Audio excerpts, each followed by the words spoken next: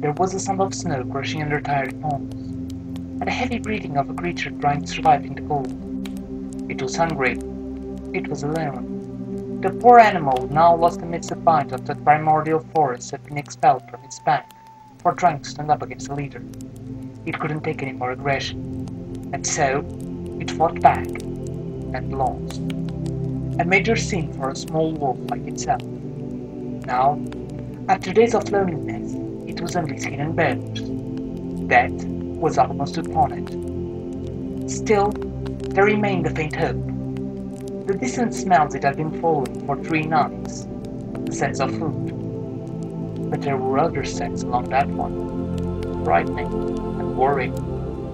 Animal smells, the smells of flesh, blood, sweat, and wet fur. And under it all, the smells of danger and fear, and also fire, the greatest enemy. Yet, the wolf had no other choice but facing those threats, except letting itself slip into the darkness forever, something it wasn't about to do. Eventually, it reached a clearing and saw the frightening creatures it had been chasing. They were nothing it had ever seen before.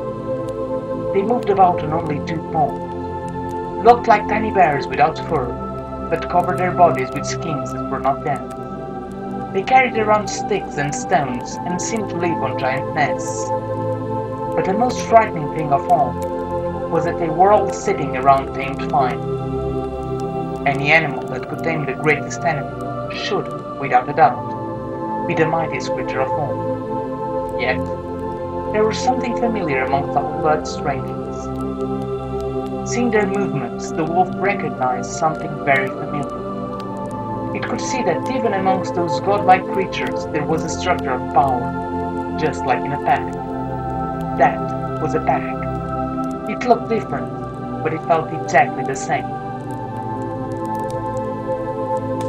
Slowly, the wolf entered amongst the pack of calls.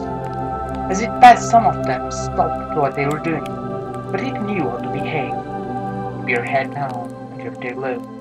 Don't look them in the eyes.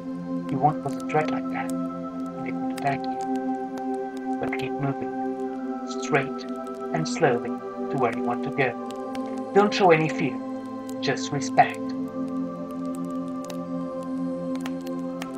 Eventually, the wolf reached the one it knew was the leader of the gods, and it stopped at a careful distance, not too far, but also not too close. The leader was holding a piece of meat. The wolf was starving, but it couldn't show signs of impatience. The god stopped eating and looked at the wolf. That was the right time to look straight at the god, but humbly, always humbly. There was a moment when they both locked eyes, god and wolf, man and beast, gazing at each other's souls, waiting, evaluating. The wolf finally broke that stare and whined towards the food. The man shrugged and threw a piece of roasted meat to the ground. The wolf ate, glad to have survived. And this was the story of the first pact between man and wolf. A pact that would not be broken as long as there were wolves alive to remember it. They are far more trustworthy than humans. And inside every dog, no matter how distant it may seem, there always lives a piece of that wolf that first came out of the woods to join the man.